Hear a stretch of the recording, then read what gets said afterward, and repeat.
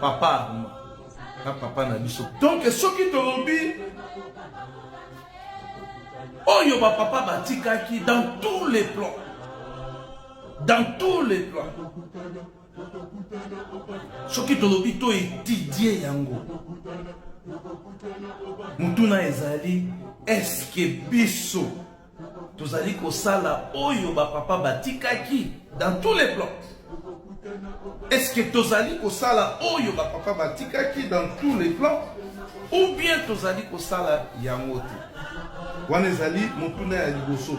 Soki tozali kosala yango, conseil nini oyo biso tozali kopesa epai ya papa na biso, papa Armand oyo azali moko ya batu oyo ba papa balobaki ete ye akozala wana. Conseil na biso sur le plan administratif, conseil na biso sur le plan évangélique et conseil na biso état que ba pécheur des âmes. C'est-à-dire à ce qui concerne la spiritualité, na calendrier oyo ba papa batika qui pour la maintenance ya doctrine na biso à ce qui concerne ba valeur ya trinitaire. C'est-à-dire papa Armand, papa solo na papa na biso Mokozabule tata Simo Kimbango Kiangana. Biso batu oyo tozali sima Mokozabule tata Simo Kimbango Kiangani, tozali na mission na devoir pour na respecter oyo ba papa batikaki, tozali na mission na devoir ya ko prodiguer ba conseil technique, ba conseil administratif et ba conseil moko ou bien matière sur le plan évangélique pour na koluka ndengeni tokoki pe ko banda koteya papa na biso papa Armand pardon pointe akoka kozonga na raison.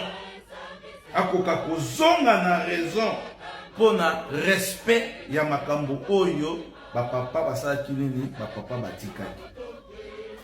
Ndenge tolobaki tozali pe na ba question oyo tokoposer epai ya papa na biso papa Armand. Tozali na ba question oyo tokoposer epai ya papa na biso papa Armand. Motuna na biso epai ya papa Armand par rapport ya maye ezali kolobama. Par rapport au pays ya ba témoignage oyo batu ebele bazali kosala entre autres bandeko na ye na kati ya famille. Ndenge tozali koloba papa Mbenza alobi ebele na makambo oyo ba papa batikaki. Papa Simon Kimbango Kiangani alobi ebele na maye oyo ba papa batikaki. Mama Marie Mouille, Mama Christine, papa bandeko pe ebele oyo bakendaki na 26 basi balobela pe makambo oyo ba papa batikaki. Motuna na biso epai ya papa Armand par rapport ya ba témoignage ya makambo oyo ba papa batikaki. Pona nini résistance ya yo papa Armand na makambo oyo ba papa batikaki.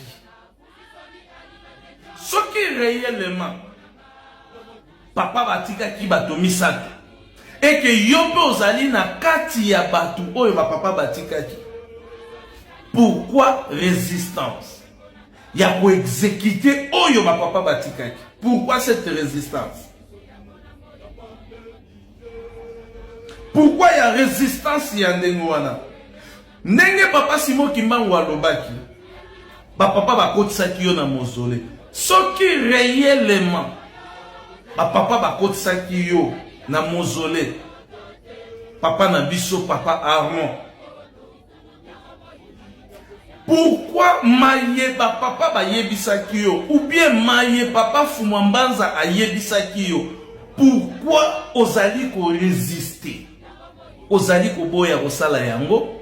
Ou bien pourquoi yo o garder kaka batu na niveau ya mokoto?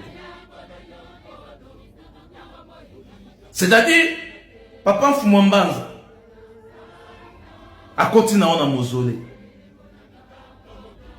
Ta mususu asambelaki pona yo, ta mususu ozalaki na ba feeling oyo yo yokaki na kati, tant mosusu asalaki geste moko boye mpo na yo mais bato baye korevele yo ete ezalaki passation ya pouvoir oyo papa Zangenda papa Fumambanza apesaki epai na yo mpo ete yo ojoue rôle na kati ya trinité oyo ezali bavalere oyo biso tokonsakre yango na kati ya lingomba na biso oyo tosambelaka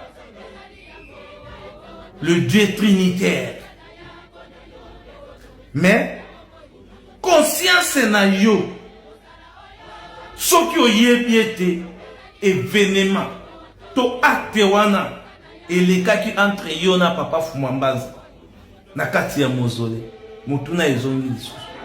Pourquoi refuser de faire ce que papa Fumambanza vous a dit de le faire? Pourquoi papa Armand conscience na yo ezali koyebisa yo nini, ezali ko reprocher yo nini na makambo oyo ezali koleka na kati ya lingomba?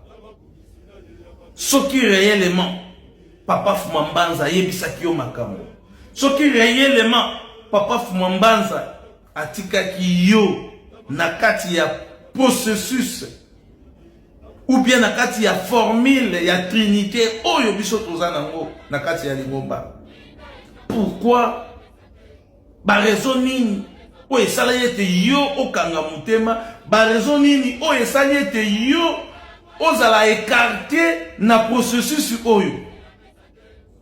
Parce que papa Mbenza aza clair ya koloba ete ba papa batikaki bato misato. Papa Simon Kimbangu pe azali clair dernièrement awa papa Simon Kimbangu kyanga nyauta ki kolobela yango alobi na libumu ya papa kiso papa Zangenda problème ezali te. Mais papa Armand, réfléchissez-vous sur le plan spirituel. Bitumba o ezali na kati ya lingomba, complication o tozali na yango na kati na lingomba ezalaka parce que papa azali écarté. Soki papa Armand azalaki écarté te na bitumba oyo, soki papa Armand azalaki na kati ndeta mosusu bitumba oyo ezali te. Pourquoi? Parce que il a été choisi d'accompagner papa Simon Kimbangu Kiangani avec papa Solo. Soki kopona mutu ya ko remplacer papa Solo ezali bambuta tende bakosala yango, ezali na réseaux société, vous êtes parmi batu oyo. Bienvenue sur votre chaîne Africa 21 TV, un nouveau monde. Connectez-vous et abonnez-vous pour recevoir chaque semaine une vidéo de l'émission Les analyses spirituelles présentées par votre humble Guy Laurent Lobella. Les analyses spirituelles est un programme que Dieu regarde avec ses anges. Lorsque l'émission commence, Dieu descend avec ses anges entourés autour d'une table pour regarder cette belle émission de Guy Laurent.